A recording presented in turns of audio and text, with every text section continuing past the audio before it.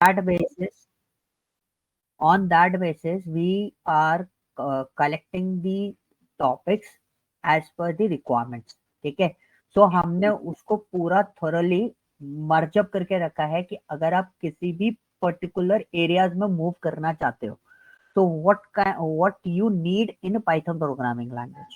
Okay, जितनी चीजें आपको चाहिए, चाहे आप किसी भी डोमेन में जाना चाहोगे तो ये सिलेबस आपको पूरा कंप्लीट हेल्प आउट कर देगा.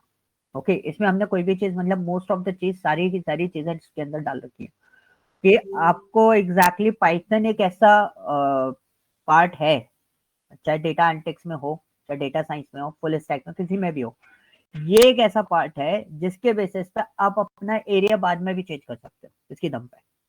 ओके, तो मार्केट बहुत वाइड है, मार्केट बहुत ब्रॉडर है इसका, ऐसा नहीं है लिमिटेड मार्केट है. आप अपना रिक्वायरमेंट अकॉर्डिंगली इसमें यूटिलाइज कर सकते हो. मैं एक एक चीज डीप डाइव फॉर्मेट पे, फर्स्ट ऑफ ऑल जितना भी सेक्शन चलेगा, जितना भी सेशन अभी चलेगा, I am not going to discuss about any particular domain. मैं सिर्फ प्रोग्रामिंग पे बात करूंगा. प्रोग्रामिंग क्या है, प्रोग्रामिंग हमें स्ट्रॉन्ग करनी है, प्रोग्रामिंग लॉजिक्स हमें स्ट्रॉन्ग करनी है. Okay, that is clear. ये चीज आप लोगों को क्लियर होनी चाहिए. इस पे कोई क्वेश्चन किसी का? यस नो, कुछ तो बोलो, इतने सारे हो. No question. विशाल, यस, उनको कितना टाइम लगेगा सिलेबस कंप्लीट करने में पाइथन? इसका सिलेबस का जो ड्यूरेशन है approximately as per my format, अगर आप अच्छे से परफॉर्म कर रहे हो, अच्छे से परफॉर्मेंस से मेरा मतलब है मैं आपको जो बेसिक असाइनमेंट्स दूंगा, नॉट फॉर कॉम्प्लिकेटेड. ठीक है, वो सारी चीजें कर रहे हो, आपकी क्वेरीज भी मेरे पास प्रॉपर आ रही है और मैं क्लासेस में उसमें चल रहा हूँ smoothly. So it will take max to max 20 days, 20 session.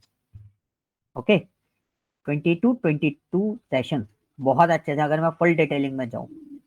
Okay, वो सीक्वल भी आप ही पढ़ाएंगे? हाँ, सीक्वल भी. ओके, सीक्वल के तो 10 दिन?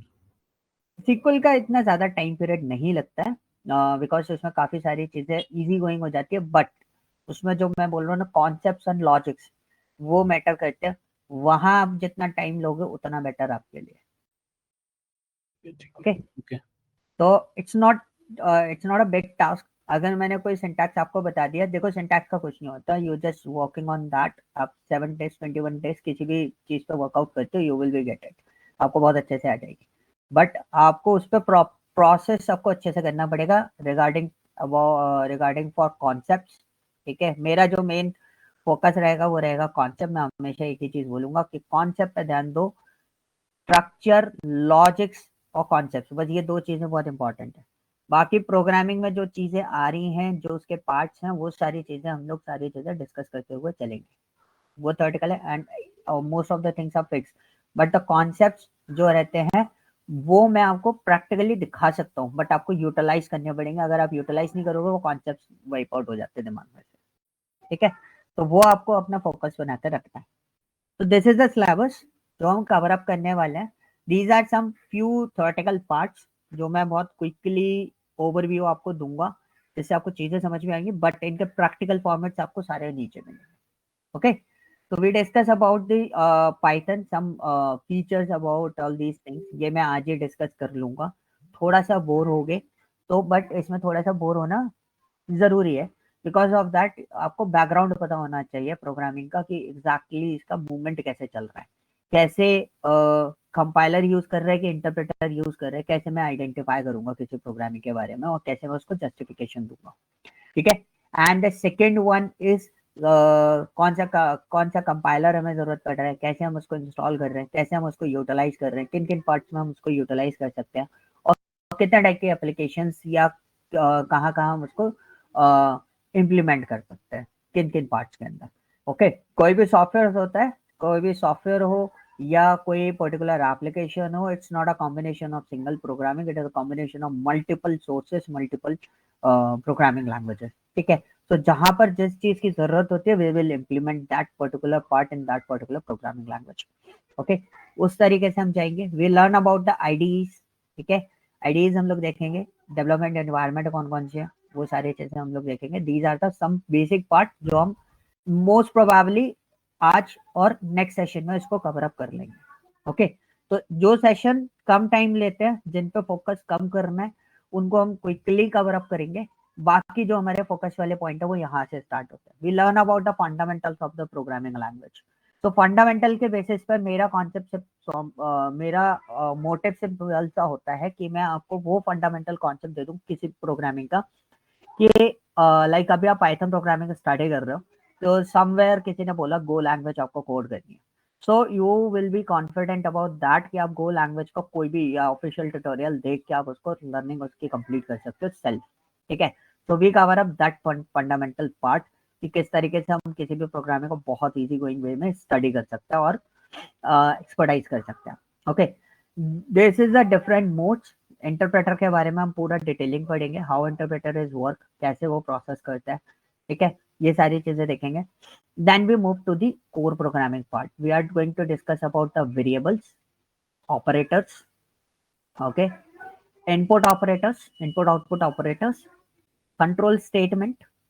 Okay, next one is data structure and collection. You can somewhere it's called a collection, somewhere it's called a data structure. So data structure, but मैं आपको एक चीज क्लियर कर दूं about the data structure. It's a predefined data. We are going to discuss about the predefined data structure which is already available in Python.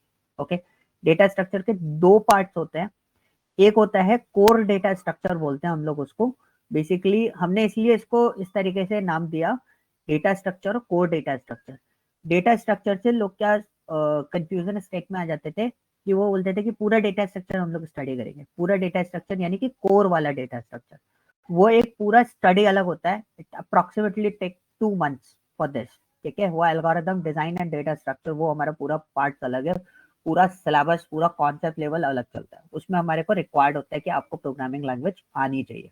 Okay, वो basically जो developers रहते हैं, जो कोर हार्डकोर प्रोग्रामर्स होते हैं, उनके लिए बहुत ज्यादा रिक्वायर्ड रहता है। But for the particular part, like for example कि आपको कोई पर्टिकुलर चीज सीखनी है, तो दैट वन इज ओके। आपको बेसिकली पाइथन के डेटा स्ट्रक्चर से डील करना पड़ेगा।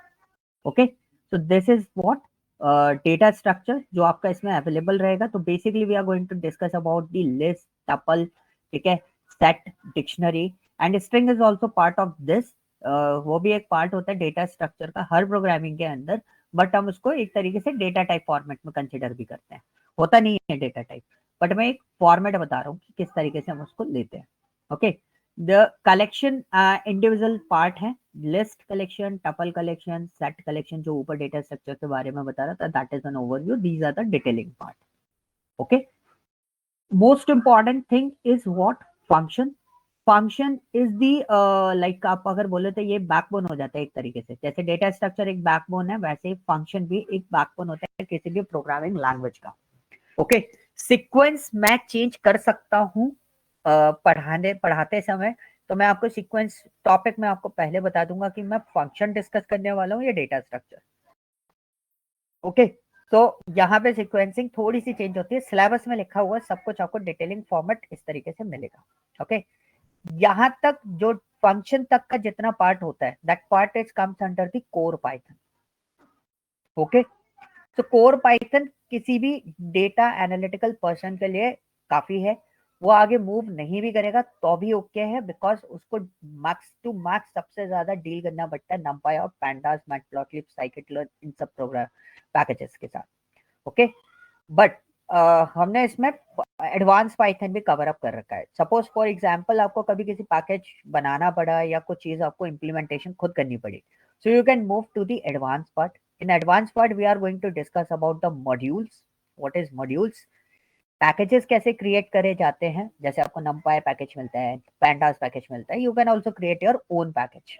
Okay, second one is oops. This is the अगर मैं बोलूं, this is the main real time programming के लिए सबसे बड़ा मेन पार्ट होता है, मतलब एक बैकबोन का पार्ट होता है।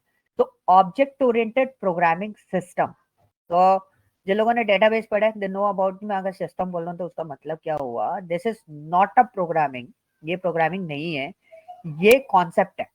ठीक है, और प्रोग्रामिंग क्या है जो मैंने ऊपर बताया, this is a part of the programming जिसपे आप कोड करोगे, और उस कोड पे exactly you are using oops concept. उस प्रोग्रामिंग के बिहाफ पे आप क्या यूज करोगे उसके अंदर, object oriented programming concept use करोगे। दिस इज एन कॉन्सेप्ट, उस कॉन्सेप्ट को समझना बहुत जरूरी है और ये कॉन्सेप्ट बहुत इंपॉर्टेंट है और बहुत मजेदार है। ठीक है, किसी भी रियल टाइम प्रोग्रामिंग को बनाना है या उसको कंस्ट्रक्ट करना है उसको या आपको प्रोसेस करना है तो you need to learn about the what oops object oriented programming system. ये एक क्या होता है, ये कॉन्सेप्ट है। ठीक है, वो कॉन्सेप्ट हम लोग स्टडी करेंगे, राइट। जैसे सिक्वल में आपने एनएफ सुना होगा, सुना है। जब हम कोर सिक्वल जब स्टडी कर रहे होते हैं तो we are discussing about the BCNF, NF1, NF2, NF3। अगर आपने सुने हो, इंजीनियरिंग जिसने करा होगा दे नो अबाउट दिस, कि उसके अंदर ये कॉन्सेप्ट्स होते हैं, वी लर्न अबाउट दिस। ठीक है, और second thing is exception handling. Sometimes we need to handle the errors, so we need to learn about the exception handling and the types of errors। कितने types की errors होती है, how and how can we handle। so run time errors भी हम लोग किस तरीके से handle करते हैं, we will learn about this particular concept also। okay, there is some regular expressions is there। so regular expressions एक तरीके से आपको बहुत ज्यादा हेल्प आउट करेंगे। कोई डेटा भी आपको एक्सट्रैक्ट करना है उसमें भी आपको हेल्प आउट करेंगे। और जैसे कोई चीज आपको पर्टिकुलर फाइंड आउट करनी है या कोई सर्च लगाना है तो वो सारी चीजों में आपको रेगुलर एक्सप्रेशंस बहुत ज्यादा हेल्प आउट करते हैं। डेटा एक्सट्रैक्ट करने के बेसिस पर भी हम उसको बोल सकते हैं। Okay, file and directory handling. So this is the part, basically we need to interact with SQL. ठीक है, मैं ये भी पढ़ाऊंगा बट इसके साथ में मैं आपको सीक्वल कनेक्शंस भी पढ़ाऊंगा कि how we connect with the connect SQL with the Python, कैसे डेटाबेस कनेक्ट करते हैं, कैसे हम उसको यूटिलाइज कर सकते हैं, कैसे हम उन चीजों को यूटिलाइज करके और अपना एनालिटिकल परफॉर्म कर सकते हैं। Okay, in case if you want to use that particular section in like programming based यानी कि मैं अगर बात करूं फुल स्टैक बेसिस पे और किसी भी तरीके से डेवलपमेंट पार्ट पे, you can also use that concept. Okay, date and time module, this is very important for the time. अगर मैं बात करूं टाइम इंटेलिजेंस पार्ट, जैसे हम लोग कभी कभी कोई क्वार्टर बेसिस पे हम लोग काम कर रहे होते हैं, इस तरीके से हम लोग एनालिसिस परफॉर्म कर रहे होते हैं, तो time intelligence part is also important। We also discuss about this। OS module, OS module is what, सबने कमांड प्रॉम्प्ट सुना है, CDM सुना है, वो CMD सुना है ना, CMD सुना है ना, कमांड प्रॉम्प्ट। कमांड प्रॉम्प्ट्स के कुछ कमांड्स होते हैं, लाइक अगर आप लोगों ने कभी डॉस यूज किया हो, okay, those who are belongs to like 2010 के इंजीनियर्स जो होंगे they know about the DOS क्या होता है, क्योंकि हम लोग बहुत इंटरैक्ट करते हैं डॉस और यूनिक्स सिस्टम से जब हम इंजीनियरिंग कर रहे थे। रियल टाइम पे तो अभी तो नहीं कर रहे, हाल फिलहाल इतना, बट जब हम डॉस और यूनिक्स सिस्टम की बात करते हैं तो we are using these part. This is called an OS module. ये हमारा बेस पार्ट हो जाता है एक तरीके से। हम लोगों को अगर कोई चीज क्रिएट करनी है कमांड बेस पे, so we can also create और रिमूव एंड डूइंग समथिंग। ठीक है, तो इसमें मैं आपको कुछ फाइल्स, कुछ स्क्रिप्ट ऐसी बनाने से कहूंगा जिससे आप है ना बहुत आसानी से कुछ पर्टिकुलर डॉस सिस्टम के वर्कआउट कर सकते हो। Okay, that one is multi threading and multi processing. This is also part of oops and मैं इसको ऊप्स का पार्ट नहीं बनता। बेसिकली मैं आपको एक चीज बता दूं, this is N separate concept. Okay, ये एक सेपरेट कॉन्सेप्ट है, उसके बारे में हम स्टडी करेंगे, बट इतना हार्डकोर लेवल पे नहीं यूज होता जितना ज्यादा ये हमारा जावा में यूज होता है। तो पाइथन में काफी सारी चीजें आपको ऐसी मिलेंगी जो आपको इजी गोइंग कर देंगी प्रोग्रामिंग बेस पे। Okay, this one is the garbage collection. हालांकि इसकी हमें जरूरत नहीं पड़ती, इसमें सेल्फ रेफरेंसेस आपको मिल जाएंगे, सेल्फ मॉडल्स इसमें अवेलेबल होते हैं, बट फिर भी कुछ ऐसे पार्ट्स होते हैं जो बाई चांस हमारा कोई गार्बेज कलेक्शन हमें कलेक्ट करना है, so we can use that particular part. Okay, we will discuss each and everything in detail. ये डॉट पॉइंट्स लिखे हैं, these are the most popular points, but इनके पीछे भी काफी सारी कहानी रहेगी। क्लियर है?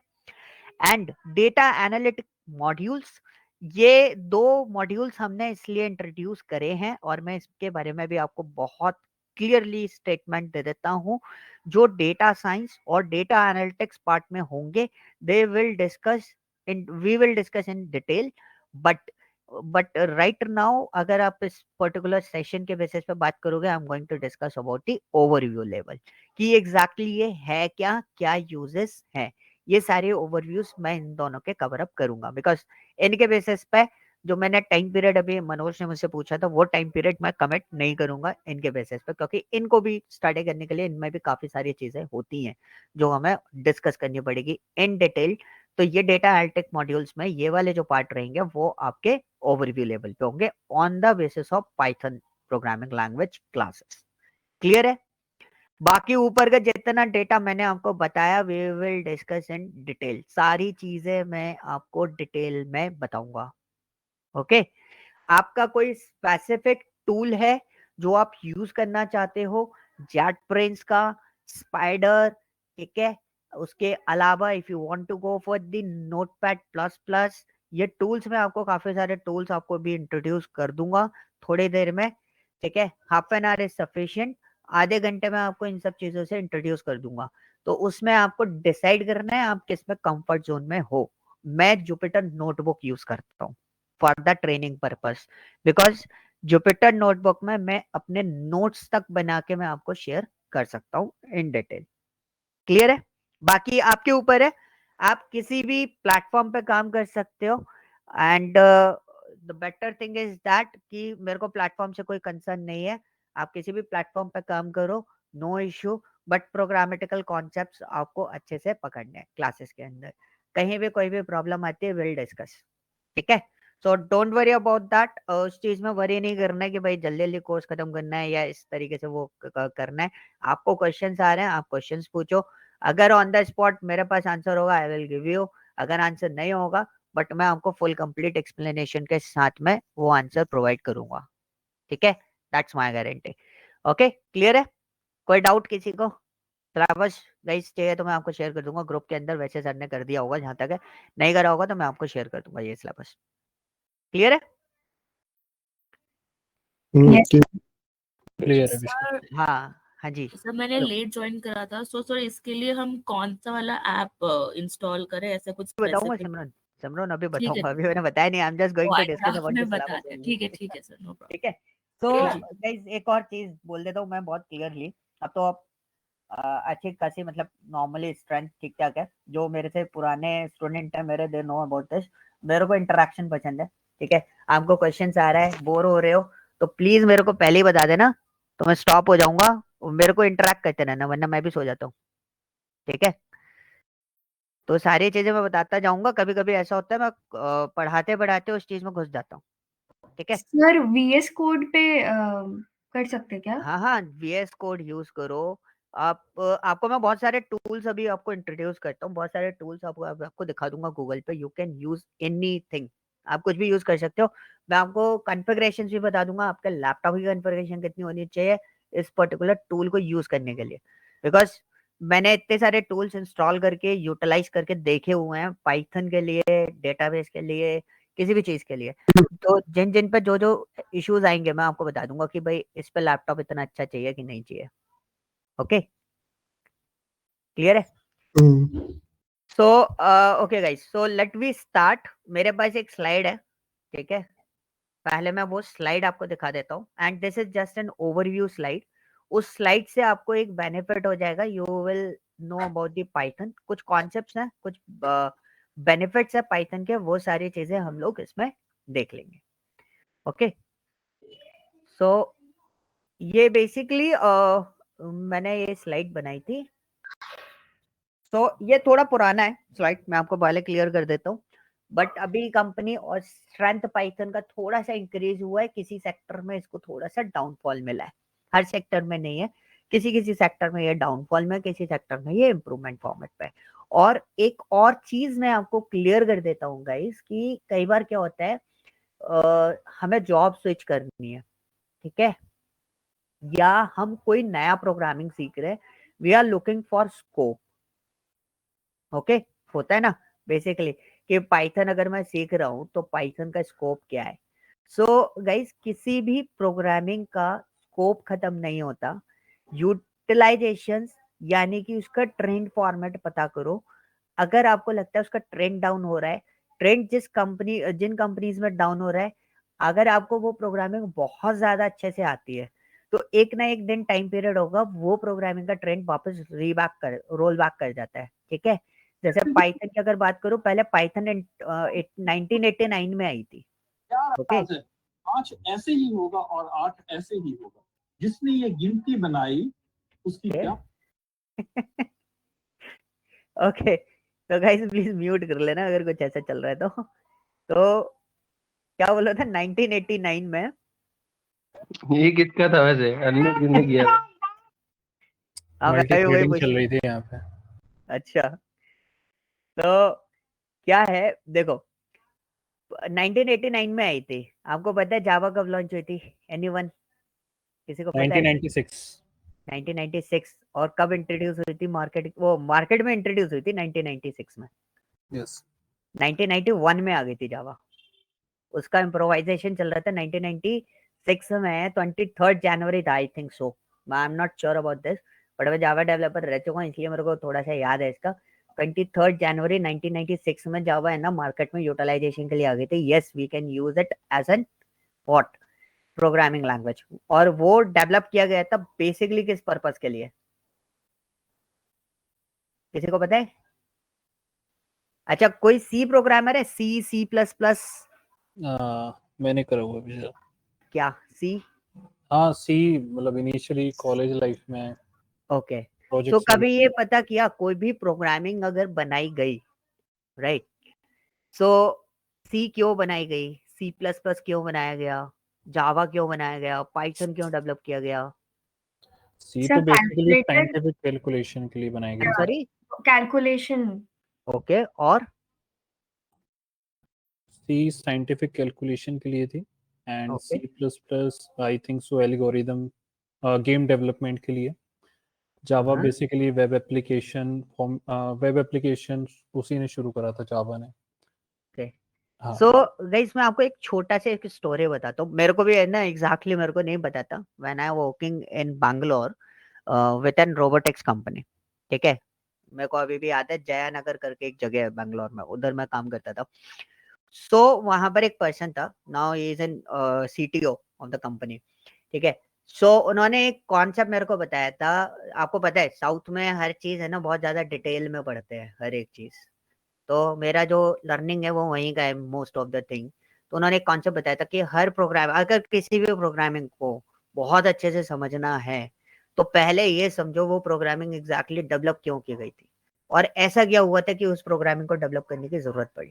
क्योंकि उन्होंने बोला था जब हम भी सी पे काम करते थे, लेकिन उससे पहले सारा प्रोग्रामिंग लैंग्वेज जो ए और बी लैंग्वेज होता था, okay.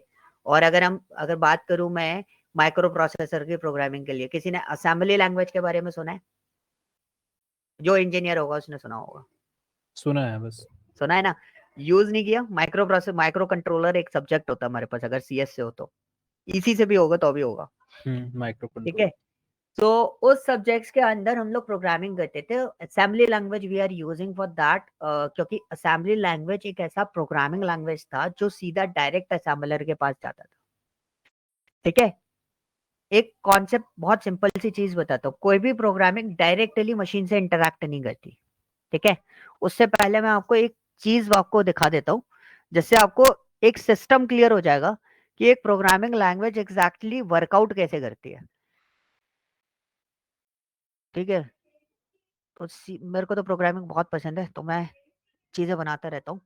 So you can see एक डायग्राम मेरे उस पे देख रहे होगे। तो ये एक architecture of programming execution diagram मैंने डिजाइन किया था, क्योंकि मेरे को ये बहुत प्रॉब्लम आती थी कि मैं किसी को समझाऊं कैसे।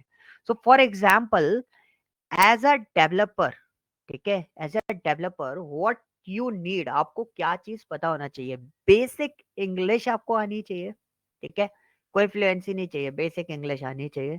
Next one is maths. जो लॉजिक डेवलप होते हैं वो मैथ्स से डेवलप होते हैं, ठीक है, इंग्लिश से नहीं डेवलप होते, ठीक है, ना कि प्रोग्रामिंग से डेवलप होते। वो किससे डेवलप होंगे? लॉजिक, मैथ्स से डेवलप होंगे। तो एक एज अ डेवलपर अगर आपको मार्केट में सर्वाइव करना है या किसी भी प्रोग्रामिंग के साथ में सर्वाइव करना है, तो वो the only one concept is what? Maths and English. आपका लॉजिक डेवलप रहेगा, okay.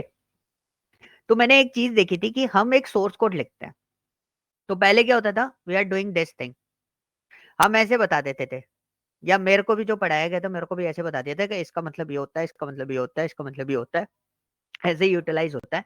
And we are concern, ठीक है, बहुत डिटेल में। तो पर एक डिटेल में मेरे से किसी स्टूडेंट ने एक चीज पूछी थी, भाई इंटरैक्ट कैसे करती है? आप तो बोलते हो कंपाइलर है, इंटरप्रेटर है, तो इंटरैक्शन का एक मेन फंडा क्या है? तो फंडा इज व्हाट, क्यों कंपाइलर और इंटरप्रेटर डिजाइन किया गया? क्योंकि हमारे को जरूरत थी एक ऐसी प्रोग्रामिंग लैंग्वेज की जो एक ह्यूमन नॉर्मली उसको यूटिलाइज कर सके, राइट?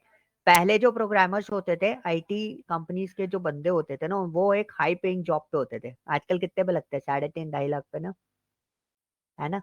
पहले नहीं लगते थे, पहले बहुत हाई पैकेज होता था। ये उनका नॉर्मल हाईएस्ट पैकेजेस में से एक होते थे, पहले बहुत होता था ये तो amount. So why they are hiring on that high price? Just because of that, क्योंकि वो प्रोग्रामिंग बहुत ज्यादा कॉम्प्लिकेटेड थी और उनको एक एक छोटा कैलकुलेटर डिजाइन करने में भी महीने लग जाते थे। This is N processing time period, ठीक है? सो उन्होंने सोचा कि एक छोटा सा ऐसा इंटरैक्शन कोड बनाया जाए इन इंग्लिश फॉर्मेट जिसको बहुत आसानी से सीखा जा सके, आसानी से समझा जा सके, एंड उसको मशीन भी समझ ले। तो ये चैलेंज क्या था? चैलेंज था कि ह्यूमन भी समझे, मशीन भी समझे। पहले असेंबलर से काम चला रहे थे, तो फिर उन्होंने क्या करा, सी प्रोग्रामिंग लैंग्वेज बनाई। लेकिन सी प्रोग्रामिंग लैंग्वेज सिर्फ इसलिए नहीं बनाई थी, ये भी एक मोटिव था। अगर आप डेनिस रिचे का बुक पढ़ोगे तो उसमें उसमें मोटिव क्लियर किया हुआ है, ठीक है? सो this is also a motive कि हम एक इंटरैक्टिव कोड डिजाइन करें। तो आप देखोगे एक सिंपल सा सोर्स कोड लिखा हुआ है, ठीक है, and that source code in English format. अब उनके पास चैलेंज क्या बना? चैलेंज बहुत सिंपल, भाई सोर्स कोड जो है वो मशीन के पास कैसे जाएगा? क्योंकि जब मशीन डेवलप की गई थी, machine will be interact in 0-1 format. Okay, किसमें इंटरैक्ट करती है? बाइनरी कोड में। दिस इज एन सब मोस्ट कॉम्प्लिकेटेड पार्ट, भाई ये किस इससे इंटरैक्ट, ट्रांसलेट कैसे होगा? तो वी नीड अ ट्रांसलेटर, ठीक है? किसकी जरूरत पड़ी हमें? जैसे मोदी जी वहां जाते हैं रशिया, तो पुतिन और मोदी जी के बीच में 2 लोग और बैठे होते हैं। ये जो भी बात करेंगे, इनका काम है उस चीज को ट्रांसलेट करने का। बट आजकल आप कभी आपने लाइव उनका देखा हो? कभी कभी लाइव होता है ना कि वो लोग बातचीत कर रहे हैं, हम लोग बैठे हैं, तो लाइव कैसे हो रहे हैं? उनके कान में रहती है, आप कभी देखोगे। And this is called N language translator, ठीक है? ये मार्केट में अवेलेबल है आज के डेट में, पहले नहीं थी, पहले एक बंदा बैठता था। अब क्या है, लैंग्वेज ट्रांसलेटर उनके पास होता है, जिसका काम होता है उस लैंग्वेज को इंटरप्रेट करने का। और वहां इंटरप्रेट या कंपाइल्ड करना, दोनों बात एक ही हो गई। तो दोनों का फंक्शनैलिटी डिफरेंट होता है, ठीक है? मैं डिटेल में डिस्कस करूंगा कंपाइलर कैसे काम करता है और इंटरप्रेटर कैसे काम करता है। मैं आपको स्ट्रक्चर बताऊंगा पूरा कि how we proceed in this, ठीक है? तो वो चीज हमें देखनी पड़ेगी इसके अंदर। ओके, सो इंटरप्रेटर और कंपाइलर का काम क्या है कि किसी भी सोर्स कोड को लेके, जो सोर्स कोड इनके पास आएगा उसे कन्वर्ट करके मशीन कोड में भेजेगा। बट ये डायरेक्टली कन्वर्ट नहीं करता। मैंने बोला अभी हम आगे जाके डिटेल में डिस्कस करेंगे कन्वर्ट कर कैसे रहा है। ओके, तो वो किस में कन्वर्ट करेगा? मशीन कोड में कन्वर्ट करेगा। तो बेसिकली यहाँ पे इस प्रोग्राम, इन दोनों के बेसिस पे आपका पूरा प्रोग्रामिंग जो है वो वर्कआउट करता है। चाहे आपका सीक्वल हो, चाहे आपका कोई भी प्रोग्रामिंग लैंग्वेज हो, आपके प्रोग्रामिंग के अंदर या तो इंटरप्रेटर होगा या कंपाइलर होगा या फिर दोनों होंगे, ठीक है? तो आगे मैं आपको प्रोग्रामिंग भी बताऊंगा कि दोनों होंगे कि एक होगा। अब वो पॉइंट आ गई कि हम लोग डिस्कस कर रहे थे कि भाई सी प्रोग्रामिंग डेवलप क्यों की गई? क्योंकि मैं आपको यह बताना चाहता था कि हर प्रोग्रामिंग लैंग्वेज किसी ना किसी पर्पस के लिए डेवलप की जाती है, ऐसे ही डेवलप नहीं करी जाती, ठीक है? तो सी प्रोग्रामिंग लैंग्वेज जो थी वो डेवलप की गई थी यूनिक्स ऑपरेटिंग सिस्टम डिजाइन करने के लिए। आप डेनिस रिचे का बुक पढ़ना, उसमें लिखा हुआ है, ठीक है? अब मैं आगे जाऊं तो जावा, जैसे अभी मनोज ने, आई थिंक मनोज ने आंसर दिया था वेब एप्लीकेशन का, ठीक है? तो जावा जो डेवलप की गई थी 1991 में, आपका इंटरनेट इंट्रोड्यूस हो गया था and internet is world wide, ठीक है, ग्लोबल था पूरा। तो हमें एक ऐसा प्रोग्रामिंग या ऐसा पार्ट चाहिए था जिससे हमारा कॉस्ट रिड्यूस हो जाए। अगर इंटरनेट पे वेब एप्लीकेशन जो बन रही है वो प्लेटफॉर्म इंडिपेंडेंट नहीं होती तो क्या होता? अगर मेरे को आईआरसीटीसी के वेबसाइट रन करनी है तो क्या होता? जैसे हम लोग कहते हैं ना एंड्रॉइड एप्लीकेशन के लिए, आजकल तो हाइब्रिड एप्लीकेशन आ गए। तो एंड्रॉइड एप्लीकेशन आप लोगों ने सुनी होगी, पहले एंड्रॉइड की एप्लीकेशन अलग आती थी और iOS की एप्लीकेशन अलग आती थी, सेम कॉन्सेप्ट होता, तो उससे क्या होता, एप्लीकेशन कॉस्ट इंक्रीज हो जाती थी। ठीक है, आप एक सॉफ्टवेयर बनवाने जाओगे आपको 3 सॉफ्टवेयर बनवाने पड़ते। तो जावा ने क्या करा, प्लेटफॉर्म इंडिपेंडेंसी दे दी। तो बेसिकली जावा के बारे में अगर बोलूं तो जावा किस लिए डिजाइन की गई थी, to develop web application only. ठीक है, अब पॉइंट आता है कि पाइथन क्यों डेवलप की गई थी। इस प्रोग्रामिंग का अलग ही जोन था। इसको जिसने डेवलप किया उसका नाम क्या था, यूडो वैन रोसम, आगे मैंने बताऊंगा इसमें। उसने ये डेवलप की गई थी ताकि कोई भी पर्सन प्रोग्रामिंग सीख सके, मतलब बच्चों स्कूल में बच्चे प्रोग्रामिंग कर सके, उसके पर्पस पे। ठीक है, इसका कोई मोटिव नहीं था, कोई सॉफ्टवेयर बनाने का फॉर्मेट नहीं था, कुछ भी कोई कॉन्सेप्ट नहीं था। तो उसने इतना इजी गोइंग करा सिंटैक्स को और सारी चीजों प्रोसेसिंग पार्ट को, कि ताकि किसी को कोई फॉर्मेट यानी कोई बैकग्राउंड जानने की जरूरत ना पड़े। ठीक है, बहुत सारी चीजें ऐसी हैं जो आपके इसमें जो सी, जावा, इन सब जगहों पर हमें बहुत ज्यादा ध्यान रखनी पड़ती है, लेकिन इस प्रोग्रामिंग में हमें वो सब चीजें, वो जो कॉम्प्लिकेशंस हैं वो फेस करने की जरूरत नहीं पड़ेगी।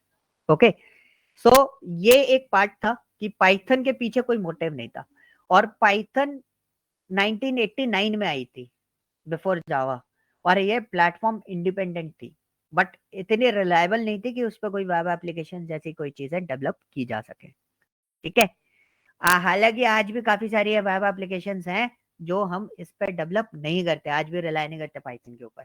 एनालिटिकल पर्पस पर Python is the best programming language as compare to other programming language. Okay, so अब हम पाइथन पे चलते हैं।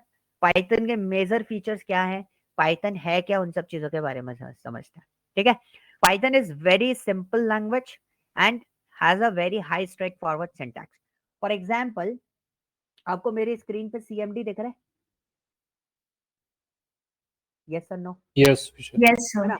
So Yes, sir. whenever we want to start Python, और मेरे को यहाँ पे एक छोटा सा स्टेटमेंट लिखना है हेलो का। ठीक है, मैंने एक हेलो का प्रोग्राम लिखा है यहाँ पे, पूरा कंप्लीट प्रोग्राम मैंने राइट कर दिया। सो आप देखोगे मैंने एक सिंपल सा स्टेटमेंट लिखा विदाउट एनी कॉम्प्लिकेशन। आपको समझ में आ गया होगा, जैसे सिक्वल में आपको चीजें समझ में आ रही थी कि मैं एग्जैक्टली क्या करने वाला हूँ, जो सिक्वल पढ़ चुके हैं या सिक्वल जिनको थोड़ा बहुत भी पता है, तो दिन को सिक्वल पूरा टोटली इंग्लिश लैंग्वेज में है, राइट। तो वैसे ही यहाँ पे मैंने सिंपली लिखा, तो मेरे को अगर मैं प्रोग्रामिंग नॉलेज भी आपको नहीं दूं तो अभी आप मेरे को क्लियरली बता दोगे कि भाई इसके अंदर क्या है। प्रिंट हेलो, मतलब ये मेरा क्या प्रिंट करेगा, हेलो प्रिंट करेगा। So it's kind of this, ये स्ट्रेट फॉरवर्ड यानी कि very high level programming language भी हम इसको कंसिडर करते हैं, मतलब इसके सिंटैक्स टोटली इंग्लिश फॉर्मेट में होते हैं। हाँ, मैथ्स आएगी तो मैथ्स में तो मैं भी कुछ नहीं कर सकता, मैथ्स होता है, तो उसको आपको उसी तरीके से यूटिलाइज करना पड़ेगा। ठीक है, तो सिंपल है, कोई भी इसको सीख सकता है, कोई प्रोग्रामिंग बैकग्राउंड की जरूरत नहीं है, किसी भी अदर रिक्वायरमेंट की जरूरत नहीं है कि आपको कोई टेक्निकल पार्ट होना चाहिए। इसलिए डेटा एनालिटिकल फील्ड में अगर आप पर्टिकुलर इंजीनियरिंग या टेक्निकल बैकग्राउंड से बिलोंग करते तो भी आप इसको यूज कर सकते हो, नहीं करते तो भी आप इसको बहुत आसानी से यूटिलाइज कर सकते हो, क्योंकि इसके पास रिच लाइब्रेरी है, बहुत अच्छी लाइब्रेरी होती है। सेकेंड वन इज पाइथन के दो मेजर वर्जन आए थे, first one is Python 2 and second one is Python 3। Before 2019 जब मैं ट्रेनिंग देता था पाइथन के लिए, पाइथन में ट्रेन कर रहा हूँ किसी को, तो मैं 2 पाइथन पढ़ाता था उसको, पहले पाइथन 2 के नॉलेज भी देता था और साथ साथ में पाइथन 3 की भी नॉलेज देता था। आफ्टर 2019 पाइथन 2 पूरी तरीके से मार्केट से डेप्रिकेटेड हो चुकी है। कुछ कंपनीज हैं बिल्कुल लो लेवल पे जो आज भी यूटिलाइज कर रही है पाइथन 2 को, बट अगर हम बात करें तो अभी सारी कंपनीज का 90% कंपनीज की बात करूंगा, 99 तो नहीं बोलूंगा, वर्डिंग में निकल जाता है वो, 90% कंपनीज आपके पाइथन 3 पे वर्कआउट करती है। So we are starting what, Python 3। But मैं आपको कुछ पार्ट बता दूंगा, this is a major difference जिसकी वजह से पाइथन 2 से पाइथन 3 डिजाइन कर दी गई थी। ठीक है, ये छोटे से पार्ट के डिफरेंस की वजह से। Second one is Python is interpreted, I hence proved that, कि कैसे इंटरप्रेटेड है ये हम हैंस प्रूव्ड करेंगे इसके अंदर कि हम कैसे इसको बोल रहे हैं। Third one is object oriented. Object oriented का मतलब क्या हो गया कि भाई ये ऊप्स के कॉन्सेप्ट को थॉरली फॉलो करती है, ऐसा नहीं है कि पूरा ऊप्स फॉलो नहीं करती, पूरा कंप्लीट ऊप्स फॉलो करती है। Okay, high level programming language मैंने आपको अभी बता दिया, this is N straight forward syntax जिसके बेसिस पे हम इसको वर्कआउट करते हैं। And the fourth one is dynamic semantic. ठीक है, तो डायनेमिक सिमेंटिक का मतलब क्या होता है? अब मैं वन बाय वन सारी चीजों को प्रूव करना स्टार्ट करूंगा प्रैक्टिकली। ओके, तो हमारे पास दो चीजें थी, इंटरप्रेटेड, ठीक है, ऑब्जेक्ट ओरिएंटेड तो हम पढ़ेंगे ही सारा। हाई लेवल प्रोग्रामिंग लैंग्वेज जब मैं इंटरप्रेटेड आपको बता रहा हूँ तो आपको पूरा क्लियर हो जाएगा। And then last one is dynamic semantic. ये दो मेजर फीचर्स हैं जो मैंने इतना कॉन्सेंट्रेट लेवल पे फ्रंट स्लाइड पे लिख दिया इंट्रोडक्शन पार्ट में कि कैसे हम इन दोनों चीजों को डिफरेंट करना है। तो इंटरप्रेटेड क्या होता है? तो इंटरप्रेटेड का मतलब होता है जो प्रोग्रामिंग लैंग्वेज, मैंने आपको बताया था ना, किसी भी प्रोग्रामिंग को ट्रांसलेट करने के लिए दो चीजों की जरूरत पड़ती है। किस किस की? या तो कंपाइलर यूज करेंगे या फिर इंटरप्रेटर यूज करेंगे। ओके, या फिर कंपाइलर या फिर इंटरप्रेटर। अब मैं आपको उसका प्रोसेस समझाता हूं कि ये दोनों काम कैसे करते हैं। Okay, so first of all we are going to discuss about what compiler, exactly compiler काम कैसे करता है। किसी को पता है कितनी स्टेप होती है कंपाइलर में?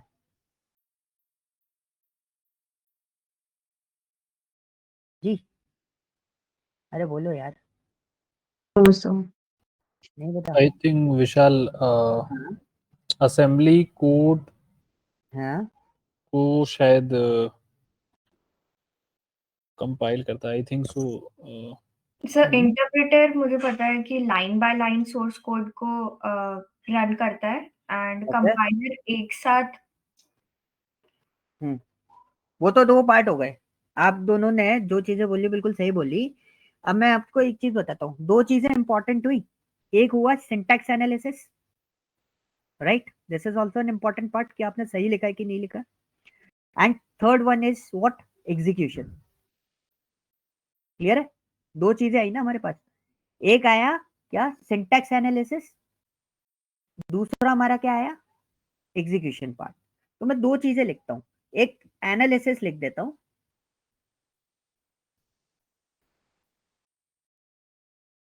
दूसरा हमारा पार्ट कौन सा था? एग्जीक्यूशन। एग्जीक्यूशन से मेरा मतलब क्या हुआ कि भाई एक होता है ना, प्रोग्रामिंग रन हो गई उसके बाद हमें आउटपुट दे रही है, दिस इज अ पार्ट। ठीक है, तो कंपाइलर में अगर मैं जैसे अभी मनोज ने बोला असेंबलर वगैरह होते हैं, this is N core concept. Syntax analysis, lexical analysis, फिर कंपाइलर, कंपाइलर उसको कन्वर्ट करता है, देन उसके बाद असेंबलर में जाता है, देन उसके बाद उसका ऑब्जेक्ट कोड बनेगा, और सॉरी ऑब्जेक्ट कोड बनेगा कंपाइलर के बाद, ऑब्जेक्ट कोड असेंबलर में जाएगा, फिर आगे जाएगा। सुनने में आपको कॉम्प्लिकेटेड लगा होगा बट मैं आपको इजी भाषा में समझाता हूँ मैं क्या बोलना चाह रहा हूँ। तो सबसे सिंपल सी चीज, सबसे पहली चीज, ये जो सर्कल है, ये सर्कल क्या है मेरा? ये है मेरा क्या? Source code. सोर्स कोड क्या होता है? ऐसे क्वेश्चन पूछा करो, सोर्स कोड क्या होता है, या पता होगा? पता होगा, अगर नहीं पूछोगे तो मैं पूछ लूंगा। ठीक है, तो सोर्स कोड क्या होता है? Source code is what developer written code is called source code. जो आप लिखोगे वो सोर्स कोड कहलाएगा। ओके, तो अगर आपने प्रिंट हेलो भी लिखा तो वो क्या होगा? सोर्स कोड होगा। अब ये सोर्स कोड बेसिकली हमारा जाता किधर है? ये सोर्स कोड जाता है मेरा किसके पास? कंपाइलर के पास। ओके, किसके पास जाएगा? कंपाइलर के पास। कंपाइलर का काम क्या है? To convert the source. ठीक है, हम बेसिकली क्या समझते हैं, कंपाइलर ने क्या करा? सोर्स कोड को कन्वर्ट करा, वन टाइम में पूरा कंप्लीट और मशीन को दे दिया। नहीं, वो वन टाइम में नहीं जाता। कभी भी किसी भी प्रोग्रामिंग में अगर कंपाइलर एप्लीकेबल होगा या कंपाइलर यूज हो रहा होगा तो वो वहां पर क्या बनाएगा? वो वहां पर बनाएगा ऑब्जेक्ट कोड।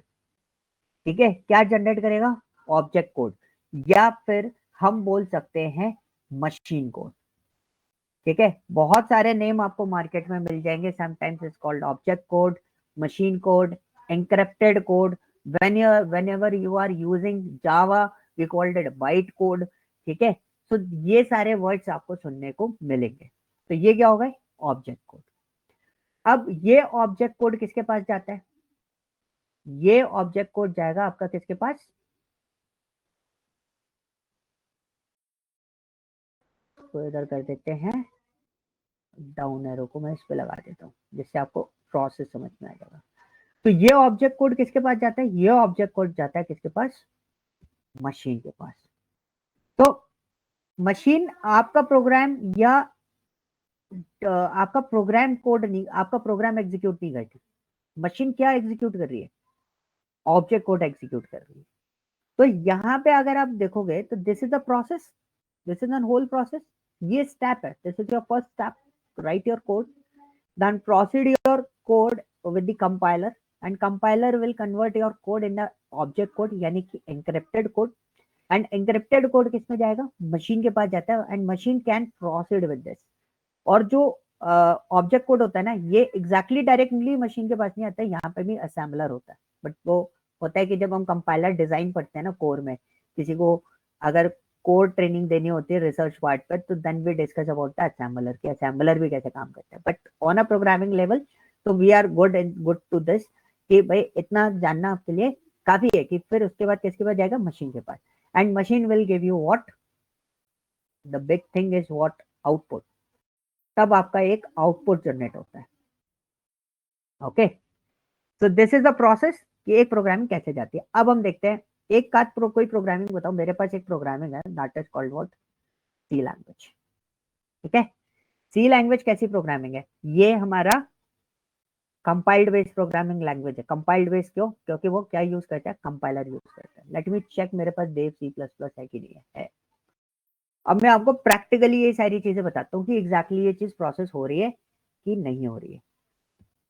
ओके, तो एक सी का सिंपल सा कोड लिख रहा हूँ, जो मैंने आपको हेलो कोड बताया था ना, तो वही हेलो कोड मैं आपके सामने राइट कर रहा हूँ। तो आप खुद समझोगे ये दोनों चीजें राइट करने के पीछे मेरा मोटिव क्या था, कि आपको समझ में आया कि भाई सी प्रोग्रामिंग कॉम्प्लिकेटेड क्यों है। printf double quotes hello. Okay, और सी में कोड करने में जिनको मजा आता है, सी बहुत मजेदार प्रोग्रामिंग लैंग्वेज है, कभी चांस मिले तो पढ़ना जरूर, आप लोग enjoy बस केस सेंसिटिव है। क्या? केस सेंसिटिव है। वो तो पाइथन भी है। हाँ, सिक्वल को छोड़ के हर प्रोग्रामिंग केस सेंसिटिव होती है। आप किसी में जाओ, सिक्वल भी प्रोग्रामिंग लैंग्वेज नहीं है, वो तो क्वेरी लैंग्वेज है, बट सिक्वल को छोड़ के हर प्रोग्रामिंग लैंग्वेज केस सेंसिटिव होती है। The main motive is what? ये इसके कोड थोड़े से कॉम्प्लेक्स होते हैं, इसमें आपको बहुत सारी चीज, करली ब्रैकेट, सेमीकोलन, कॉलन्स, रेशियोज, बहुत सारी चीजें आपको ध्यान रखनी पड़ती है। ठीक है, सो कंपाइलर एंड इंटरप्रेट, तो ये चीजें हम लोग देखेंगे। सो मैंने एक सी का कोड बनाया। ठीक है, ये एक टूल है सी के लिए, सी का कोड करने के लिए, that is called an Dev C++। पहले हम टर्बो में यूज करते थे, हम Dev C++ coding, code blocks, ये सारी चीजें हम लोग यूटिलाइज करने लगे। This is my test case. ठीक है, तो मैंने ये लिया, मैंने इसको सेव किया। अभी आप देखोगे मैंने प्रोग्राम को क्या करा है? सेव किया है सिर्फ। अब मैं आपको एग्जैक्टली वो पार्ट दिखा देता हूँ। तो दिस पीसी, ये रहा। ठीक है, और कहाँ गया, कहाँ गया, कहाँ गया, कहाँ गया, कहाँ गया, कहाँ दिख रहा है? ये दिख रहा है, ये रहा। तो देखो,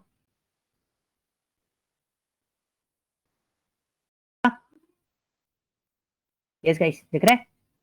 ये क्या है हमारा? कौन बताएगा क्या है ये? Source file. जैसे सोर्स फाइल मतलब सोर्स कोड है इसके अंदर, यस राइट? अभी ऑब्जेक्ट कोड कहीं दिखाई दे रहा है आपको सिस्टम में मेरे?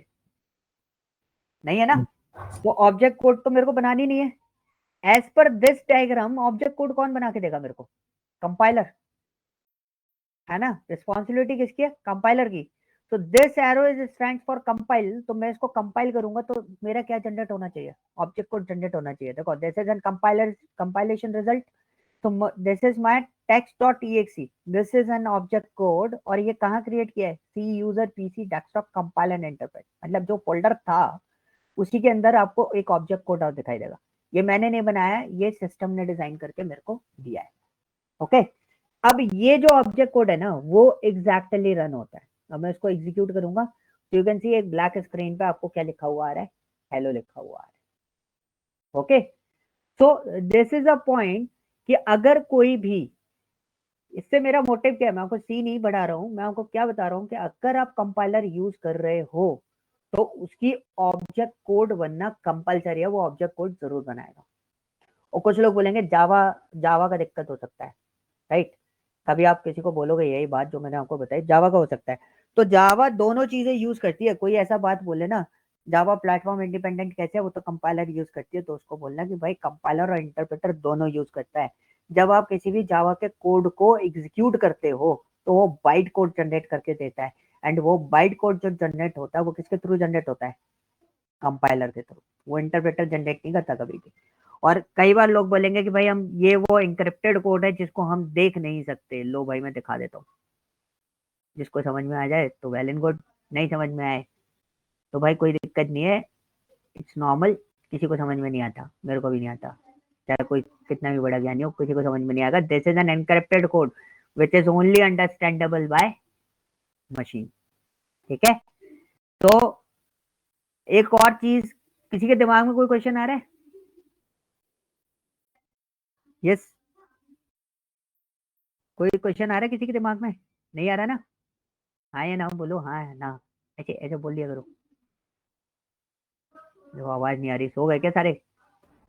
नो नहीं, सर। तो नहीं हाँ आ मैं रहा। रुक जाऊंगा, मैं पढ़ाना रुक जाता है मेरा फिर, ठीक है?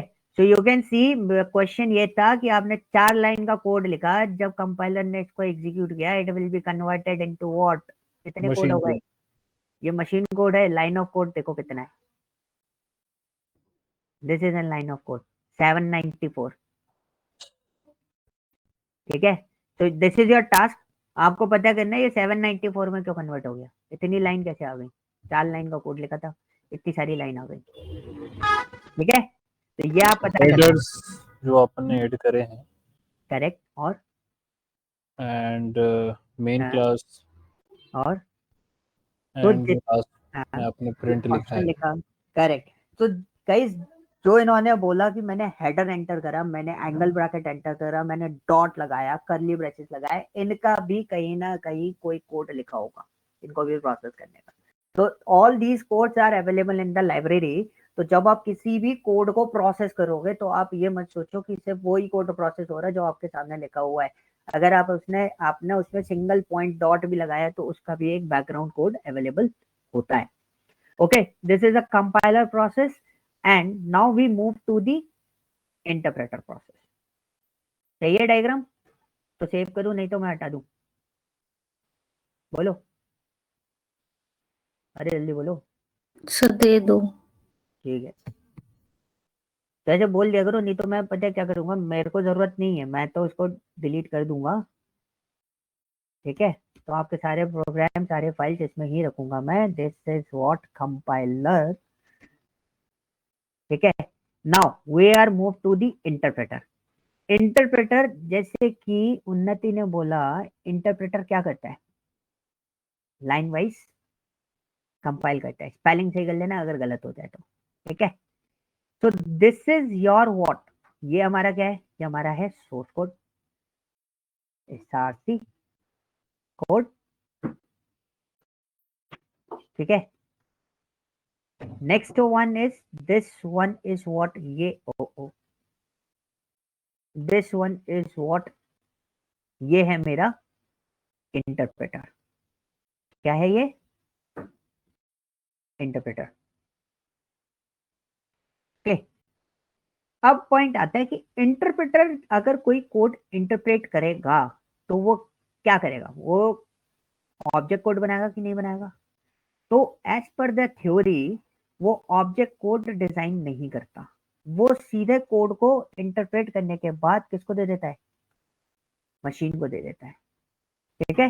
This is the process, this is the way जिसके बेसिस पे हम किसी भी कोड को प्रोसेस करते हैं, पाइथन का कोड को अगर मैं बेसिकली बात करूँ तो, ठीक है? अभी एक क्वेश्चन पूछूंगा इसके बाद में, which one is good, interpreter अच्छा है या कंपाइलर अच्छा? वो बाद में सोचना, पहले प्रैक्टिकल देख लेते हैं। तो एक प्रोग्रामिंग लैंग्वेज है, कौन सी प्रोग्रामिंग लैंग्वेज है जो हम लोग स्टडी करने वाले हैं? पाइथन, जिसके बारे में हमने पढ़ा था पाइथन इज यूजिंग व्हाट?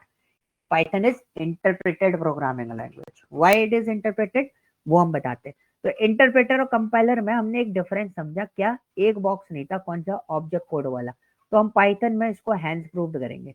तो हमने क्या करा, हमने एक सिंपल सा, हम अपने फोल्डर में चले गए, ये हमारा फोल्डर है, मैंने इस पर राइट क्लिक करा, राइट क्लिक भी नहीं करा, मेरे पास एक टूल होता है IDLE, ठीक है। पाइथन जब इंस्टॉल करेंगे, I will give you complete knowledge about this. This is N IDLE, basic Python scripting part भी हमें मिल जाता है। ये हमारा पाइथन का नोटपैड होता है रन करने का। तो पाइथन के नोटपैड में मैंने एक सिंपल सा प्रोग्राम लिखा, a, b इक्वल टू 10, 20, ठीक है। Enter c equal to a plus b, ठीक है। फिर मैंने यहाँ पे लिखा प्रिंट, और यहाँ पे लिखा result is colon double quotes comma c, ठीक है। This one is simple program, Python का एक सिंपल सा प्रोग्राम लिखा है मैंने, ओके। मैंने इसको कर देना है सेव, ये देखो सेव एज। अब कहाँ गया, डेस्कटॉप पे गए, फोल्डर का नाम क्या है हमारा, compile and interpreter. So this is my Python text file. तो आ गई पाइथन की फाइल, ठीक है। अब मैं इसको करता हूं एग्जीक्यूट। एग्जीक्यूट करूंगा तो मैंने क्या बोला, ये पाइथन की फाइल है, एज पर द डायग्राम इसका ऑब्जेक्ट कोड नहीं क्रिएट होना चाहिए, ये सीधा क्या देना चाहिए, आउटपुट देना चाहिए। और पाइथन का आउटपुट CMD पे नहीं आएगा, क्योंकि मैं इसको CMD पे नहीं चला रहा हूँ, क्योंकि मुझे पाथ वगैरह सब सेट करना पड़ता। तो मैंने इसको CMD पे नहीं चलाया, मैं इसको कहाँ चला रहा हूँ, पाइथन के शेल पे, ओके। ये भी एक तरीके से CMD जैसा होता है, जो मैंने उसको पाइथन का खोला था ना शेल CMD में, वही होता है। तो मैंने इसको करा रन करा, तो देखो आउटपुट आ गया क्या, 30। क्या इसका ऑब्जेक्ट कोड जनरेट हुआ, यस, ऑब्जेक्ट कोड जनरेट हुआ इसका, No. नहीं ना। तो पाइथन क्या यूज कर रहा है, इंटरप्रेटर यूज कर रहा है। कोई भी प्रोग्रामिंग लैंग्वेज हो जिसके अंदर ऑब्जेक्ट कोड जनरेट नहीं होता है, तो वो प्रोग्रामिंग क्या यूज कर रही होती है, इंटरप्रेटर यूज कर रही होती है। और जिस प्रोग्रामिंग में कोई ऑब्जेक्ट जनरेट हो रहा है, ऑब्जेक्ट कोड जनरेट हो रहा है, जैसे जावा में भी बोलते हैं, जावा में object code generate, byte code generate होता है, C++ में होता है, सी में होता है। जिस प्रोग्रामिंग में ऑब्जेक्ट कोड जनरेट हो रहा है, that programming is called what, compiled based programming language. Clear हो गया। आज के बाद अगर कोई पूछेगा भाई कंपाइलर और इंटरप्रेटर, अगर ये प्रोग्रामिंग इंटरप्रेट प्रोग्रामिंग लैंग्वेज है तो वो कैसे है, उसको प्रैक्टिकल करके बता देना, सिंपल सोबर सा, ठीक है। या नहीं तो उसको बोर्ड पे ये डायग्राम बना के दिखा देना कि भाई दिस इज द प्रोसेस। अगर आप इस प्रोसेस, आपकी प्रोग्रामिंग इनमें से कोई भी प्रोसेस फॉलो कर रही है, यू कैन डिसाइड कि वो इंटरप्रेटर यूज कर रहा है या फिर क्या यूज कर रहा है, कंपाइलर यूज कर रहा है, ओके। क्लियर हुआ। अब क्वेश्चन ये है, विच वन इज बेटर आपके अकॉर्डिंग, सर कंपाइलर ही बेटर है सर, क्योंकि वो एक साथ सारा सोर्स कोड को ट्रांसलेट कर लेगा मशीन कोड में, जबकि इंटरप्रेटर एक एक करके करेगा। तो अगर हम एग्जीक्यूशन वाइज देखें तो that is like better. Which one, compiler या तो आपने जो पॉइंट रखा उसके बेसिस पे तो as per my knowledge compiler क्या कर रहा है, सिर्फ एनालिसिस बहुत अच्छे से कर पा रहा है। अब देखो, अब आपने एक और चीज बोली, कंपाइलर में ये मेरा C का प्रोग्राम था, ऐसे ही मैंने 5 हेलो प्रोग्राम लिख दिए। अब आपने ये पॉइंट रखा, उस पॉइंट को भी हम टेस्ट करते हैं गाइस। अब बात आ गई थी एग्जीक्यूशन और उसकी, मैंने ये 2 एरर जनरेट कर दी, ठीक है। चलो एक एरर दूसरी जनरेट करता हूँ, ये डबल कोट हटा दिया। Once I execute this code, you can see I got 2 different errors, line number 5 and line number 7. The line number 5 will give you expected bracket before semicolon, ठीक है। और line number 7 क्या बोल रहा है, क्या एक्सपेक्टेड सेमीकोलन बिफोर printf, ठीक है। तो लाइन नंबर 7 ये हो गया, और ये एक पार्ट हो गया हमारा, ओके। तो बेसिकली तो फॉर्मेट क्या था कि भाई ये क्या कर रहा है, ये बेसिकली आपको क्या करके बता रहा है कि भाई आपका जो है कंपाइलर, जो अभी बोला कि कंपाइलर वन टाइम में पूरा कोड क्या कर रहा है, एनालाइज कर रहा है। तो अगर मैं बात करूं एनालिसिस के बेसिस पे, तो compiler is good, right? Analysis के बेसिस पे बात करूं, which one is good? Compiler. इसी का प्रैक्टिकल एग्जांपल देखें, आप किसी शहर में हो, आपने उबर बुक करी, तो कितना % श्योर हो कि आपके पास गाड़ी अच्छी आएगी, वर्किंग कार मिलेगी आपको? यस, अरे बोलो भाई, कितना % श्योर हो? भरोसा नहीं है उबर पे? सर 100%। 100%। 100% ना? तो सिंपल सी चीज है, मैं यहाँ पे क्या कर रहा हूँ, ये एक तरीके से ये समझ लो कि मेरा एनालिसिस 100% सही है। मतलब अगर मैं इसको वन टाइम में एनालिसिस करूंगा, दैट इज गुड, कि मैं एक बार में अपना पूरा कोड करेक्ट कर सकता हूँ।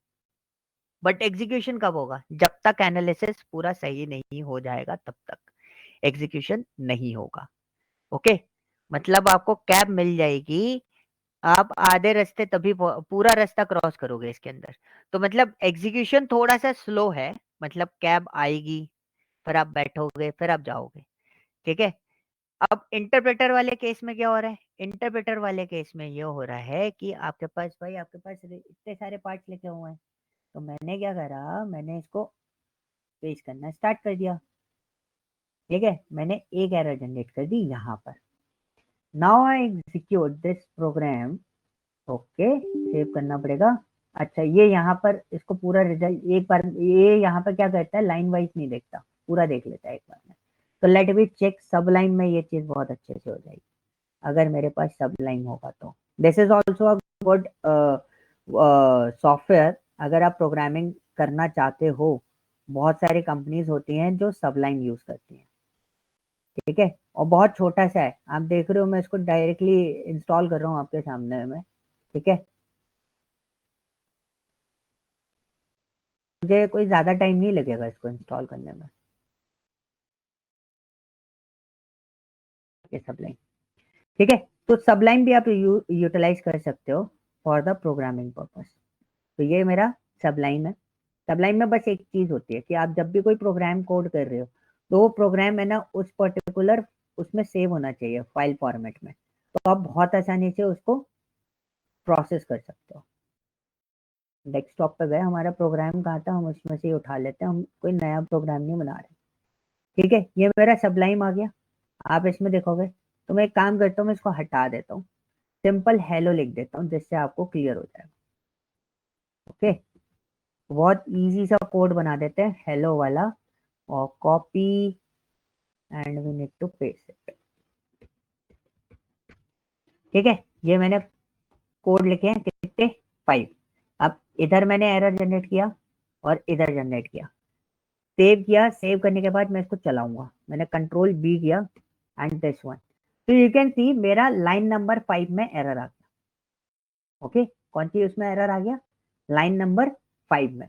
Once I correct this error and again मैंने इस कोड को रन किया, तो मेरा लाइन नंबर 3 में एरर आ गया, यानी कि इस वाले में। तो वन बाय वन मेरी एरर शो हो रही है, एक बार में एरर शो नहीं होगी। तो अगर मैं एक पॉइंट पे देखूं तो इसका एनालिसिस स्लो है एज कंपेयर टू कंपाइलर। ये एक बार में एनालिसिस नहीं बता रहा, लेकिन इसका एग्जीक्यूशन फास्ट है। इसको किसी भी ऑब्जेक्ट, कोई भी ऑब्जेक्ट को जनरेट करने की जरूरत नहीं है, ये आपको आउटपुट दे देगा तुरंत। ओके, वहीं अगर आप इसका एग्जीक्यूशन फॉर्मेट चलाओगे, तो ये पहले करेक्शन करेगा, करेक्शन करने के बाद देन इट्स एग्जीक्यूटेड, ठीक है? वो भी कब? जब ये इंटरप्रेटर, ओ सॉरी, जब ये क्या बना देगा, ऑब्जेक्ट को। तो यहाँ पे क्या है ना, 2 केसेस मिले थे प्रोग्रामर्स को जब जावा डेवलप कर रहे थे। तो उन्होंने देखा कि भाई कंपाइलर के बेसिस पे एनालिसिस बहुत अच्छे से हो जाता है, लेकिन एग्जीक्यूशन स्पीड किसका अच्छा है? इंटरप्रेटर का। कि डायरेक्टली वो किसके पास जाता है? मशीन के पास जाता है। There is no object code between interpreter and machine, ठीक है? तो डायरेक्टली वो किसको इंटरप्रेट कर रहा है? मशीन को। तो आपका टाइम पीरियड बच रहा है इसमें, किसमें? Execution time. तो जावा वालों ने बहुत दिमाग लगाया था इस चीज पे, तो उनको बोलना पड़ेगा, बहुत जबरदस्त लेवल पे दिमाग लगाया। उन्होंने बोला कि बंदा जब कोड लिख रहा है तो प्रॉब्लम, एरर आने के चांसेस हो सकते हैं सिंटैक्स के, तो उन्होंने वहां पर क्या लगा दिया? कंपाइलर, ठीक है? कंपाइलर लगाने से क्या हुआ, कंपाइलर की वजह से आपको एक बेनिफिट मिला कि भाई कभी भी जावा में कोई भी एरर आती है, वन टाइम में सारी एरर शो कर देता है। और उन्होंने एक और चीज करी, चलो ये तो कंपाइलर हो गया, अब एग्जीक्यूशन कैसे बढ़ाया जाए, तो उन्होंने JIT लगा दिया। नीचे आपका जावा वर्चुअल मशीन लगी होती है उसमें, JVM जिसको हम बोलते हैं, तो वहां पर इंटरप्रेटर लगा दिया। उन्होंने बोला बाइट कोड तो तब जनरेट होगा जब आपका सोर्स कोड 100% सही होगा। तो अगर आपका कंपाइलर ने 100% आपका सोर्स कोड सही कर दिया, उसके बाद उसका एग्जीक्यूशन स्पीड और इंक्रीज करना है, तो they are placing what, interpreter. तो जब इंटरप्रेटर के पास वो बाइट कोड जाएगा, तुरंत वो किस में कन्वर्ट कर देगा, उसे मशीन कोड में कन्वर्ट कर देगा। तो both are good as per the combination wise. Python में अभी जैसा आंसर दिया था कि कंपाइलर अच्छा है as per the programming analysis, हम बहुत आसानी से उसको क्या कर सकते हैं, एनालाइज कर सकते हैं, कहाँ सेमीकोलन क्या चीजें एरर रिड्यूस कर सकते हैं, जो हमारे सिंटैक्स यानी कि ह्यूमन एरर्स आते हैं। एंड देन उसके बाद अगर हम बात करें प्रोसेसिंग की, तो इंटरप्रेटर हमारे लिए बेटर है। तो बट एक प्रॉब्लम हो गई, पाइथन क्या यूज करता है, पाइथन यूज करता है इंटरप्रेटर। तो इसमें जब भी आप काम करो, बहुत केयरफुली काम करना, अगर कोई लाइन इधर से उधर कुछ गलत हो गया तो आपको एक एक लाइन सही करनी पड़ेगी। But during the time period आपको लर्निंग कराते कराते मैं आपको ट्रिक्स बता दूंगा कैसे हम आइडेंटिफाई कर लेते हैं कौन सी लाइन कोड पे एरर है और कौन कौन सी लाइन पे हो सकती है। ओके, क्लियर है? कोई डाउट किसी को इतने पार्ट में? हाँ जी, नो सर। कोई No, डाउट sir. नहीं है? सबको Sir. समझ में आ गया, सबको क्लियर हो गया कंपाइलर और इंटरप्रेटर में डिफरेंस क्या होता है? हाँ ना बोल दो। Yes, sir. Yes. Yes. Great. So guys, एक तो हो गई आपकी बात किसकी, इंटरप्रेटर की। टाइम है ना सबके पास अभी? किसी का कॉल मीटिंग कुछ तो नहीं है ऑफिस का? No, sir. Okay, no sir. ठीक है। एक और चीज मैं आपको यहाँ पे बताऊंगा, that particular part is what, अरे यार, ये जान नहीं रहता। हाँ, डायनेमिक सिमेंटिक। सिमेंटिक क्या होता है? एक चीज सुना होगा, कभी कभी प्रोग्रामिंग बेस पे अगर कभी वाइवा वगैरह दिया हो, तो वाइवा में जो हमारा एक्सटर्नल आता है वो क्वेश्चन पूछ लेता है, चल ठीक है कुछ नहीं आता ये बता दे, सिंटैक्स एरर और सिमेंटिक एरर क्या होती है। और जिसको कुछ नहीं आता वो इसमें भी कंफ्यूज हो जाता है, what is syntax error and semantic error. और एक और चीज बताता हूँ, इसमें वो भी कंफ्यूज हो जाते हैं जिनको बहुत कुछ आता है, ठीक है, वो इसमें भी क्लियर नहीं कर पाते कि सिंटैक्स एरर क्या है, सिमेंटिक एरर क्या है, क्योंकि ये बहुत ज्यादा बेस पार्ट होता है किसी भी प्रोग्रामिंग लैंग्वेज का। बट मैं भी पहले अगर मैं बात करूं, जब मैं मार्केट में एंटर हुआ था तब मुझे भी ये चीज समझ में नहीं आती थी। मैं बोलता था हाँ ठीक है, सिंटैक्स सिमेंटिक जो भी होता है, प्रोग्राम तो चलना है ना। नहीं, दिस इज वेरी इंपॉर्टेंट जब आप प्रोग्रामर बनोगे तब, ठीक है। तो what is syntax error and semantic error, ठीक है, दोनों चीजें हम लोग क्लियर करते हैं, वो भी दोनों चीजें इसी से क्लियर होगी।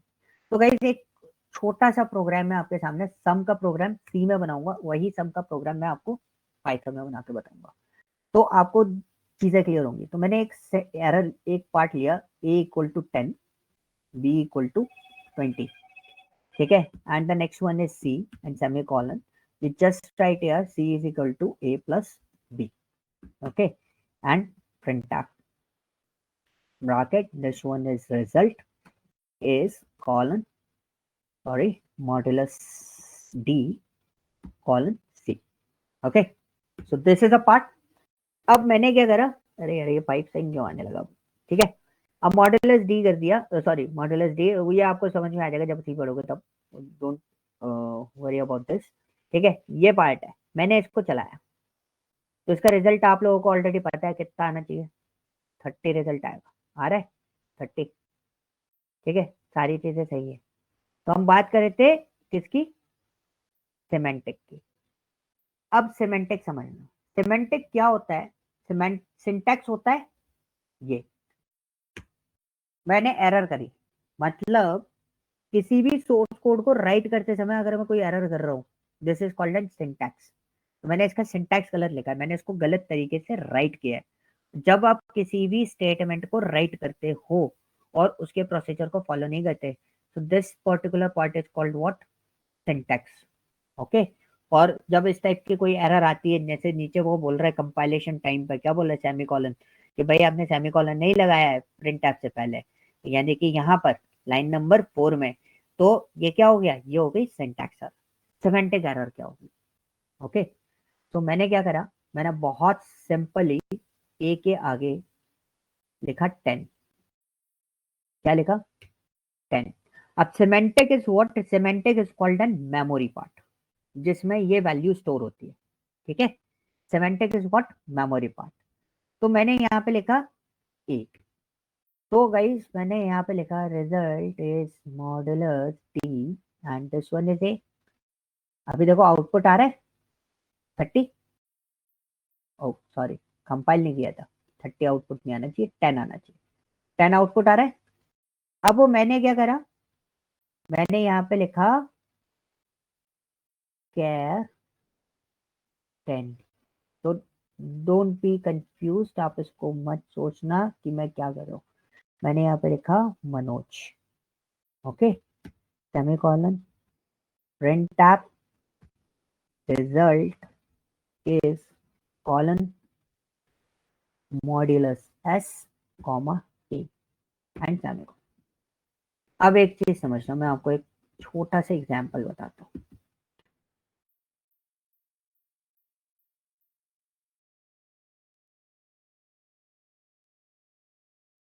इसको एग्जीक्यूट किया, ये वाज नॉट डिक्लेयर।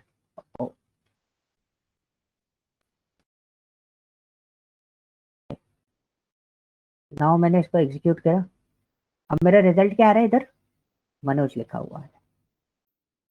मेरा वेरिएबल कौन सा है, ए है। यहाँ पे मेरा वेरिएबल कौन सा है, ए है। अब मैं इसको कंपाइल करता हूँ, देखो एरर दिया, एरर दिया नीचे। वो एरर क्या बोल रहा है कि भाई आपका पहले ए जो था वो 10 था। ठीक है, ए क्या था, ए इक्वल टू 10 था। अब मैं इसको और इजी गोइंग कर देता हूँ आप लोगों के लिए, कि मैंने एक पार्ट यहाँ पे डिजाइन कर रखा है ए इक्वल टू 10, लेकिन मैंने उसके आगे डेटा टाइप क्या दे रखा है, इंटीजर।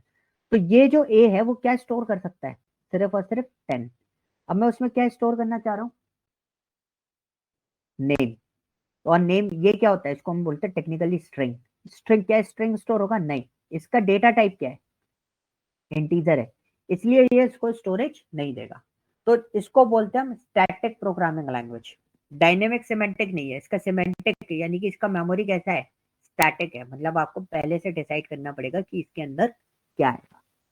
वहीं पर अगर मैं प्रोग्रामिंग की बात करूं, ठीक है, अगर मैं प्रोग्रामिंग पाइथन की बात करूं, पाइथन डायनेमिक सिमेंटिक फॉलो करता है। मतलब मैंने इधर दिया ए इक्वल टू 10, ठीक है, मैंने प्रिंट करा, प्रिंट करके मैंने रिजल्ट लिखा, result is a colon double quotes comma ए।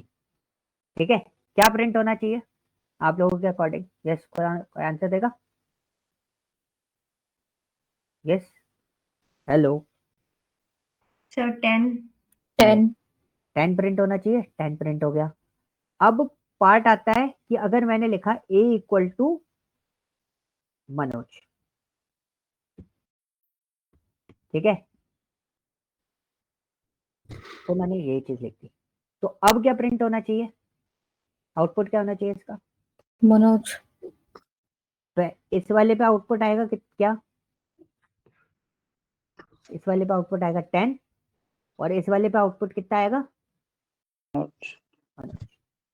अब ये दोनों एक ए है, लेकिन दोनों में मैंने वैल्यू चेंज कर दी। ठीक है, तो इसमें आपने एक चीज नोटिस करी होगी, सी प्रोग्रामिंग में जब मैं प्रोग्राम लिख रहा था, वेरिएबल जब लिख रहा था, तो उसके आगे ये मेंशन कर रहा था इंटीजर। ठीक है, लेकिन जब मैंने इसमें प्रोग्राम लिखा ए के आगे मैंने कुछ भी नहीं लिखा, मैंने कुछ नहीं बताया कि इसके अंदर क्या स्टोर होगा। तो on that basis we can say that Python जो है वो एक डायनेमिक सिमेंटिक प्रोग्रामिंग है, डायनेमिक टाइप्ड प्रोग्रामिंग लैंग्वेज है। वर्ड समझना, मैंने बोला C is the static typed programming language. इसका मतलब अगर आपने उसका मेमोरी का पार्ट स्पेसिफिक कर दिया, मतलब इंटीजर ए लिख दिया, तो ए के अंदर वैल्यू क्या आएगी, सिर्फ इंटीजर वैल्यू आ सकती है, और कोई वैल्यू आप उसके अंदर स्टोर नहीं कर सकते। पाइथन एक डायनेमिक सिमेंटिक फॉलो करती है, यानी कि डायनेमिक टाइप्ड प्रोग्रामिंग लैंग्वेज है। इसी में आपको बहुत केयरफुल रहना है। क्यों, क्योंकि भाई इसकी वैल्यू चेंज हो जाती है। दो रिजल्ट आए, एक ही ए मेमोरी के, ए के 10, दूसरे वाले दोबारा मैंने ए में मनोज एंटर किया तो उसने स्ट्रिंग भी उठा लिया। तो on that basis we can say that कि पाइथन जो है वो क्या आपका स्टोर करता है, डायनेमिक सिमेंटिक आपको कंसिडर करता है। Okay, dynamic type of programming language है, इसके वैल्यूज कभी भी मिड में कभी भी चेंज की जा सकती है, किसी भी फॉर्मेट में इजीली कन्वर्जन हो जाती है। क्लियर हुआ? क्रिटिकल पार्ट है बट बहुत ध्यान से प्रोग्रामिंग करनी है इसी के बेसिस पे। क्लियर? हाँ जी, आप पूछो कोई क्वेश्चन। दोनों बात समझ में आई, इंटरप्रेटर डायनेमिक सिमेंटिक वाला। Excuse me sir. हाँ जी सर अगर हमने गलती से सेम वेरिएबल ले लिया है तो कभी एरर आएगा ही नहीं पाइथन में फिर? कुल नहीं आएगा, वही तभी तो बोला ये dynamic type of programming language है, इसमें आपको इसी फॉर्मेट में बहुत उस पर रहना पड़ेगा स्ट्रिक्ट कि हम अगर कोई वेरिएबल यूज कर रहे हैं तो वो सिमिलर ना हो।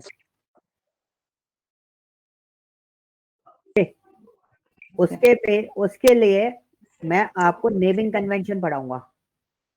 Okay, variable and function naming convention, then you will be able कि आपका वेरिएबल कभी सिमिलर होगा नहीं। ओके, तो वो पार्ट मैं आपको बताऊंगा इसके अंदर। हम सिर्फ इसी में यूज नहीं करते, हम हर प्रोग्रामिंग में इस चीज को यूज करते हैं। और प्रोग्रामिंग में इस नेमिंग कन्वेंशन को समझना बहुत जरूरी है।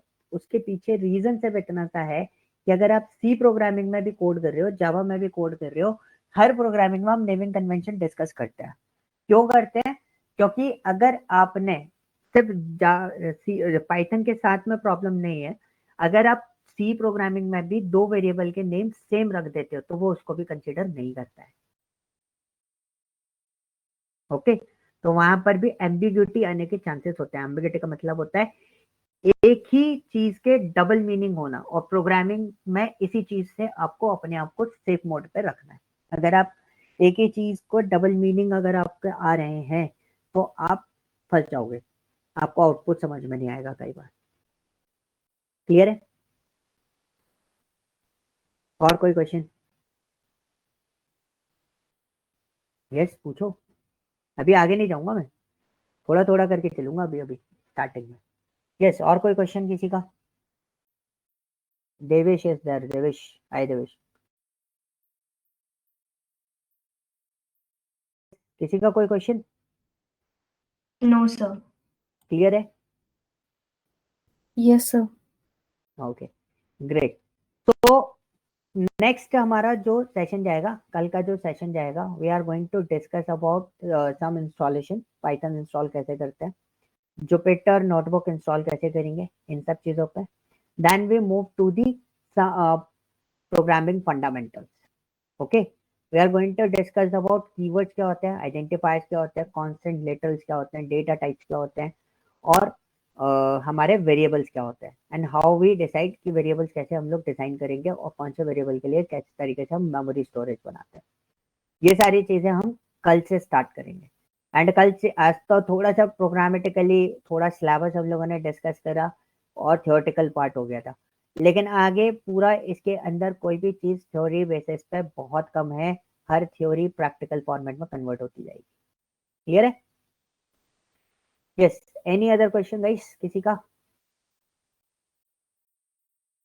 आज के सेशन को लेकर किसी का कोई क्वेश्चन है? नहीं No, sir. ओके ग्रेट, ठीक है। तो फिर कल नहीं, अब कल होगा या परसों होगा, सर आपको बता देंगे, मतलब लिंक आ जाएगा। ठीक है, इसमें ऑल्टरनेट क्लास चलेगी। ऑल्टरनेट क्यों चलेगी, रीजन बता देता हूँ, क्योंकि ये प्रोग्रामिंग है, एक दिन का प्रैक्टिस कंपलसरी है, इसमें आपको करना ही पड़ेगा। बिकॉज अगर आपने प्रोग्राम प्रैक्टिस करके नहीं देखा है तो इट्स वेरी क्लियर कि आपको चीजें समझ में नहीं आएंगी। ठीक है, ये चीज आप ध्यान रखना। ओके गाइस, चलो फिर मिलते हैं अपन नेक्स्ट सेशन में। Okay, thank you. Thank you sir. Thank you, sir. Thank you, sir.